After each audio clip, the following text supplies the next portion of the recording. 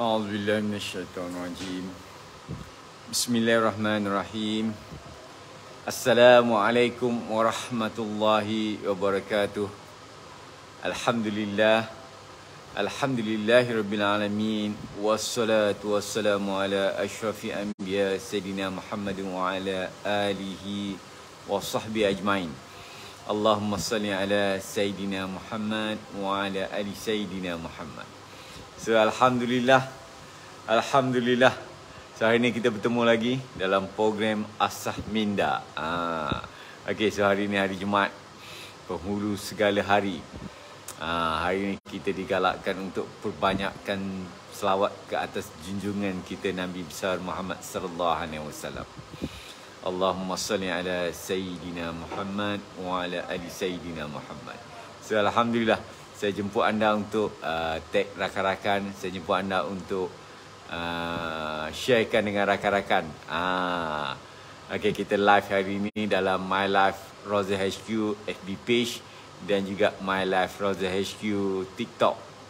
So saya jemput dulu untuk kita ajak rakan-rakan kita nak ramai-ramaikan di dalam program ini, supaya insya-Allah kita boleh sama-sama berkongsi apa yang sebenarnya yang kita boleh bentuk ataupun kita boleh corakkan perjalanan kita insya-Allah untuk kita bina kejayaan bersama insya-Allah. Okey, so hari ini saya nak teruskan lagi bual bicara kita tentang perkara yang dekat dengan kita. Sudah pasti perkara yang kita nak, macam mana kita nak bina, kita nak bina ataupun kita nak corakkan langkah perjalanan kita supaya kita boleh lonjakkan ekonomi kita. Okey. So semalam saya dah bercerita dengan anda tentang bagaimana cabaran-cabaran di dalam dunia Rozel. Saya dah cerita bagaimana sebenarnya Rozel dikesampingkan. Rozel seolah-olah dipandang sepi oleh ramai masyarakat kita. Masyarakat kita seolah-olah tidak menghargai kebaikan Rozel, menyebabkan Rozel hanyalah pokok hiasan, hanyalah sekadar pokok kesampingan sahaja, tidak dijadikan pokok utama. Sedangkan Rozel merupakan pokok emas, herba emas yang mempunyai sejuta khasiat. Semalam saya dah kongsikan banyak sebenarnya khasiat-khasiat Rozel, dan banyak sebenarnya dalam Rozel itu mengandungi nutrition yang sangat baik untuk tubuh kita. Ianya sangat kaya dengan vitamin C-nya, sehingga dikatakan lebih daripada 9 kali ganda daripada buah orange. Dan begitu juga Rozel ini sangat tinggi antioksidannya. Ia boleh membantu untuk kita panggil membantu menjaga kulit sehingga boleh melambatkan proses penuaan. Okey. Sekarang ni di sini sudah pukul 6.40. Yang bertanya pukul 6.40. Okey. So selamat datang dalam program Asah Minda. Kita nak asah minda kita supaya minda kita sentiasa tajam. Okey, kita jemput ramai-ramai untuk bersama dengan kita dan kita sharekan. Kita sharekan supaya lebih ramai insya-Allah yang dapat bersama dengan kita. Ini kita nak bincang perkara-perkara yang boleh mencambahkan fikiran kita dan seterusnya boleh membentuk tindakan yang boleh melonjakkan ekonomi kita insya-Allah. Okey. So banyak lagi sebenarnya perkara-perkara yang boleh mendatangkan yang semalam yang saya ceritakan, yang kebaikan Rozel, kelebihan Rozel. Okey. Antaranya ini yang kami keluarkan iaitu Cordial Rozel. Bismillahirrahmanirrahim. Cordial Rozel. Dan kami juga keluarkan IQ Booster untuk anak-anak, ready to drink. So banyak sebenarnya kelebihan Rozel. Dan yang terbaru khusus untuk wanita, kami keluarkan Beautyzel. Sebab kita tahu tadi Roselle sangat tinggi antioksidannya. Dia boleh membantu untuk melambatkan proses penuaan. Bukan maknanya kita tak tua, tapi insyaAllah dia boleh membantu penjagaan kulit kita, membuatkan kulit menjadi tegang dan boleh melambatkan kedut-kedutan, mengurangkan kedut-kedutan kita, dan boleh membuatkan wajah kita tidak kusam, kulit kita sentiasa tegang. Okey, so ini antara kebaikan-kebaikan Roselle yang saya kongsikan semalam. Dan hari ini sebenarnya saya nak ceritakan tentang bagaimana peluang kita di dalam Roselle ini. Dan itulah sebenarnya salah satu prinsip bila mana kita nak memilih perniagaan. Sebelum ini saya dah ceritakan kepada anda tentang bagaimana kita nak memilih perniagaan. Pastinya kita kena cari peluang yang ada di sekeliling kita, ya, ataupun yang ada di tangan kita waktu itu, ataupun kita mencari peluang daripada masalah-masalah yang wujud di sekeliling kita. Contoh, masyarakat kita di sini, kita sukar untuk mendapatkan sekian-sekian barang, sekian-sekian produk, jadi kita keluarkan produk itu. Ataupun di sekeliling kita sukar untuk mendapatkan perkhidmatan itu, jadi kita sediakan perkhidmatan itu. Itu antara kaedah, cara bagaimana kita nak memilih perniagaan. Kerana ramai yang masih lagi tercari-cari apa sebenarnya yang kita nak berniaga. Kita nak mulakan perniagaan untuk apa? Itu persoalannya. Jadi antara tips yang saya beri ialah kita mesti mencari peluang yang ada di sekeliling kita, yang kita nampak peluang itu. Ramai orang nak gunakan produk itu, jadi kita sediakan produk itu. Ramai orang nak gunakan perkhidmatan itu, kita sediakan perkhidmatan itu. Ataupun kalau orang memang bermasalah untuk dapatkan produk itu, jadi kita sediakan produk itu. Ataupun orang ramai sukar untuk mendapatkan perkhidmatan itu, jadi kita sediakan perkhidmatan itu. Itu peluang yang ada di sekeliling kita, yang kita nampak, yang kita boleh ambil untuk mulakan perniagaan kita. Tetapi ada satu lagi yang mana kita sendiri kena cipta peluang itu. Mungkin masyarakat tak sedar atas perkara itu, tetapi kita yang kena cipta peluang itu. So daripada situ juga kita boleh wujudkan perniagaan. Contohnya daripada Roselle itu sendiri. Kan Roselle, seperti mana yang saya sebut semalam, cabaran ialah orang ramai tak tahu lagi. Orang ramai masih belum menghargai lagi Roselle. Orang ramai masih lagi belum sedar tentang kebaikan-kebaikan Roselle. Betapa Roselle ini sangat-sangat banyak khasiatnya. Jadi ramai orang tak tahu. Itu cabaran dia. Tetapi di sebalik cabaran itu sebenarnya kita boleh cipta peluang. Kita boleh mulakan perniagaan kita dengan kita cipta peluang daripada situ, dengan cara kita educate masyarakat. Kita beri kesedaran kepada masyarakat tentang kebaikan-kebaikan Roselle, maka insya-Allah ramai yang akan sedar dan ramai yang akan tahu bahawa Roselle sangat memberi manfaat kepada mereka. Jadi mereka mula mencari. Ini maknanya kita cipta peluang itu. Sebab itu dalam perniagaan, bukan sahaja kita kena kita mulakan perniagaan daripada peluang yang ada, tetapi kita juga boleh cipta peluang untuk kita bina perniagaan kita. Okey, cumanya cabarannya pasti ada bila mana kita memulakan sesuatu yang baru, sesuatu yang masyarakat belum sedar, masyarakat belum hargai, masyarakat tak nampak kelebihannya, maka kita kena lebih lagi bekerja keras untuk promote, untuk kita beri kesedaran, untuk kita educate masyarakat yang akhirnya masyarakat menerima. Contohnya tadi, kita berharap masyarakat mula menerima Roselle dan mula menjadikan Roselle sebagai minuman utama. Itulah juga impian saya. Niat saya, bila mana saya dah menceburi Roselle ini, saya nak kongsikan kebaikan Roselle. Bila mana saya dah kaji, bila mana saya dah baca banyak artikel yang bercerita tentang kebaikan Roselle, maka saya rasa sepatutnya masyarakat kita hari ini bertukar minuman daripada minuman yang banyak bahan pewarna, banyak bahan perisa, yang tidak terkawal manis dia, gula dia. Jadi bertukar kepada minuman yang lebih berkhasiat. Minuman yang boleh memberi banyak khasiat kepada tubuh badan kita. Apatah lagi kepada anak-anak kita yang sedang membesar. Kan anak-anak kita sedang besar, kalau boleh kita nak elakkan daripada memberi minuman kepada anak-anak kita jenis yang banyak bahan pewarna dan bahan perisa yang sangat-sangat berbahaya.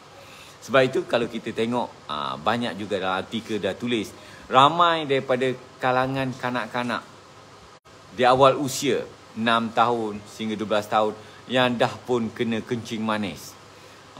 Kalau dulu kita dengar orang kena kencing manis ni orang-orang yang dah berusia, kurang-kurang 40 tahun barulah kena kencing manis. Tapi sekarang kita dengar lebih daripada 1 juta kanak-kanak telah pun menghadapi kencing manis di awal usia. Di awal usia 6 tahun lagi dah ada yang kena kencing manis. Kenapa? Kerana daripada peminuman yang tidak sihat. Bila mana kita tidak kawal minuman anak-anak kita, mereka asyik minum minuman yang berbahaya. Contohnya minuman yang bergas dan sebagainya, yang tinggi kandungan gulanya, itulah antara puncanya. Jadi kalau boleh hari ini insya-Allah kita nak tukar. Kita dah nak tukar mindset masyarakat kita supaya bertukar kepada minuman yang lebih berkhasiat. Contohnya Roselle ini, yang mana kita ambil Roselle fresh. Kita tak gunakan pati Roselle, kita tak gunakan ekstrak Roselle, kita gunakan Roselle yang fresh. Ini seumpama jus Roselle. Cuma kita dah proses, kita jadikan ianya dalam bentuk cordial. Banyak juga cordial-cordial di luar yang menggunakan pati ataupun yang menggunakan ekstrak. Walaupun dia kata jus buah, tapi dia guna ekstrak buah. Kalau boleh kita pun nak elakkan, sebab kita tak nak guna ekstrak buah ini. Kita nak gunakan buah asli. Kita nakkan fresh. Kita nakkan khasiat yang direct daripada buah itu.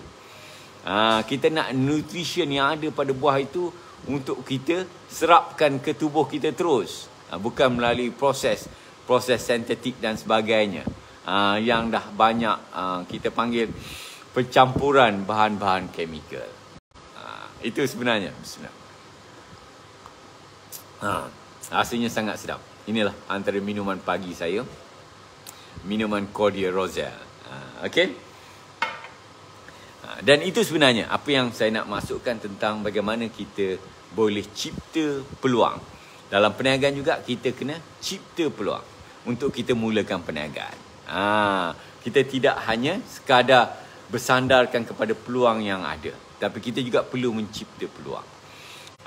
Dan banyak sebenarnya bisnes lain yang kita boleh cipta, yang mungkin masyarakat tak sedar, masyarakat belum lagi ada kesedaran tentang hal itu. Kita sendiri yang kena beri kesedaran itu dan kita mulakan perniagaan kita dengan kita cipta peluang itu. Okey, dan satu lagi, sebenarnya apabila kita memperkatakan tentang bila mana kita nak berniaga, kita juga kena lihat daripada sudut segmen kita. Pilihan perniagaan juga penting bila kita kena tentukan segmen. Maksudnya pasaran segmen kita. Apakah pasaran segmen kita terhad atau pasaran segmen kita besar? Kalau pasaran yang terhad, niche market kita panggil, mungkin ia agak sukar. Boleh dilaksanakan tapi ia agak lebih tough. Lebih mencabar. Kerana kita terpaksa kena cari orang yang betul, tuju orang yang betul-betul perlukan barangan itu, produk itu, ataupun perkhidmatan itu. Jadi ia agak terhad. Ia agak ada limitasinya. Berbanding dengan kalau kita cari satu segmen produk yang kita cipta peluang tadi dalam bentuk yang sebenarnya ramai orang boleh gunakan. Contoh Roselle ini. Roselle segmen dia sangat besar. Bila mana kita berjaya untuk yakinkan masyarakat, kita nak educatekan masyarakat betapa pentingnya, betapa perlunya masyarakat hari ini tukar kaedah cara minuman dia daripada minuman yang biasa-biasa tadi kepada minuman yang lebih berkhasiat, maka sebenarnya ramai orang yang boleh gunakan Roselle ini. Jadi market segmen dia sangat besar. Jadi itu antara ciri-ciri pilihan kita. Berbanding dengan kalau kita pilih satu segmen pasaran yang kecil. Jadi kalau kita pilih segmen pasaran yang kecil, mungkin harga ni mahal tetapi cabarannya juga tinggi. Jadi atas kita bagaimana kita nak memilih, bagaimana kita nak mencorakkan langkah kita bagi membina perniagaan kita. Okey, yang penting apa juga yang kita nak buat, pastinya kita kena bersedia. Kita kena bersedia fizikal, mental kita. Kita kena bersedia dari sudut ilmu kita.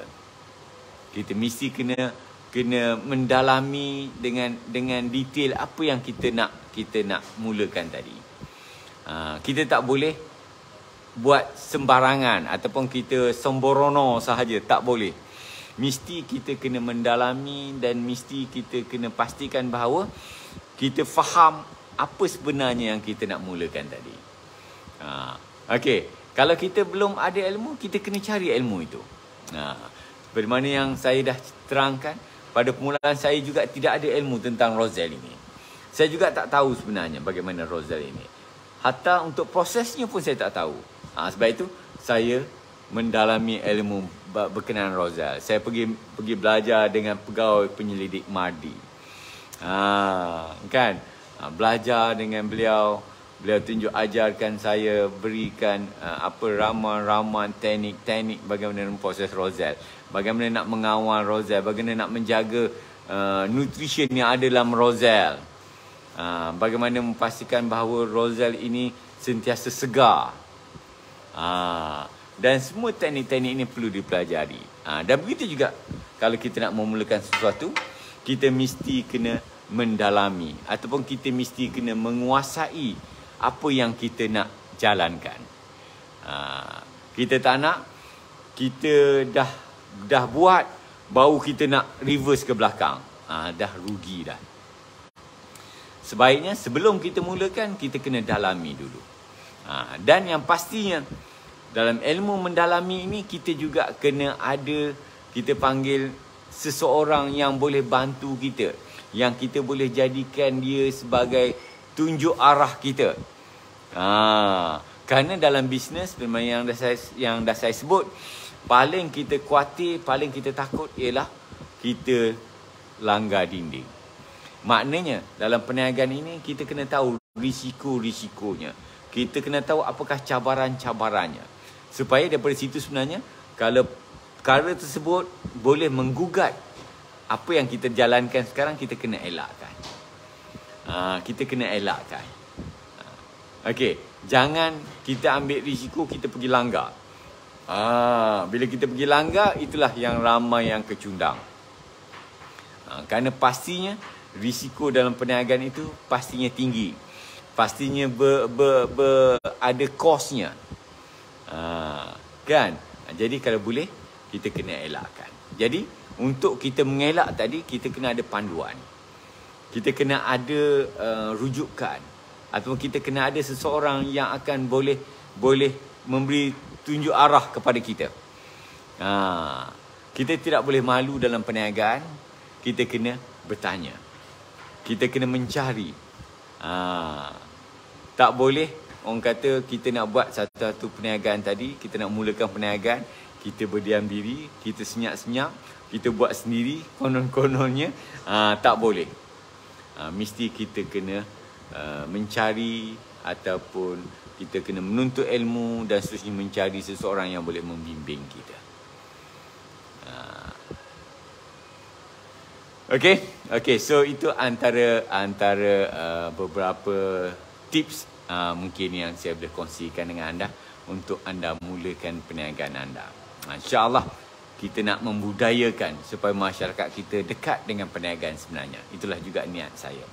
Kita nak supaya masyarakat kita, terutama orang Melayu kita, orang Islam kita, merasa dekat dengan perniagaan. Kita tak rasa janggal dengan perniagaan. Kita tak rasa jauh dengan perniagaan. Jika ada je peluang, kita boleh buat perniagaan, kita terus nak ambil peluang tersebut. Sebab peluang ataupun dalam perniagaan kita dah tahu dah. 9/10 daripada punca rezeki adalah dalam perniagaan. Kenapa kita tak nak ambil peluang dalam perniagaan ini? Kita tak nak kita terus terbelenggu dengan masalah yang kita hadapi. Dan kita tidak ada, kita panggil punca option ataupun pilihan untuk kita bangkit. Untuk kita keluar daripada kemelut yang kita hadapi. Kita tak nak kita hanya nampak satu punca sahaja. Contoh makan gaji. Seolah-olah bila kita dah tak dapat cari kerja, kita dah rasa buntu. Kita dah rasa gelap dunia ini. Bila mana kita dah tak dapat cari kerja. Kita tak nak macam tu. Kita tak nak letakkan diri kita ni seolah-olah itu sahaja jalan yang kita tahu. Sedangkan banyak lagi cara, terutama dalam bidang perniagaan ini sebenarnya yang kita boleh ceburi. Maka insya-Allah sebenarnya kalau kita betul-betul orang kata buka minda kita, kita buka hati kita, sebenarnya kita juga sebenarnya boleh terlibat dalam perniagaan. Sebab itu saya katakan tadi, kita nak membudayakan perniagaan ini dalam masyarakat kita. Kita nak ajak ramai-ramai. Kita nak ajak ramai-ramai orang-orang Melayu kita kembali untuk mulakan perniagaan. Kita nak menguasai semula ekonomi negara. Kita tak nak biarkan bangsa lain terus menguasai ekonomi negara. Sedangkan negara ini adalah negara kita. Kita yang sepatutnya menguasai ekonomi. Kenapa pula bangsa lain yang menguasai ekonomi kita? Kita hanya sekadar menjadi customer. Pergi mana-mana kita hanya menjadi customer. Kita pergi bandar-bandar besar, kita hanya sekadar menjadi pemerhati. Kita melihat gedung-gedung besar, bangunan-bangunan tinggi, semuanya kepunyaan orang lain. Tidak ada kepunyaan bangsa kita. Adalah seketul dua ketul bangunan yang orang kita punya. Tapi yang lain, semua bangsa lain punya. Seolah-olah kita berada di tempat lain. Seolah-olah kita berada di negara lain. Sedangkan ini adalah tanah air kita. Jadi ayuh kita sama-sama. Kita ramai-ramai insya-Allah kita nak membudayakan perniagaan ini dalam masyarakat kita. Kita nak supaya masyarakat kita sentiasa hidup peluang perniagaan. Kalau tak ada peluang perniagaan, kita nak cipta peluang perniagaan. Itu yang saya nak kongsikan dengan anda. Itu yang saya nak sampaikan mesej ini kepada anda. Kita nak insya-Allah masyarakat Melayu kita bangkit. Masyarakat Islam kita sebenarnya kukuh ekonomi.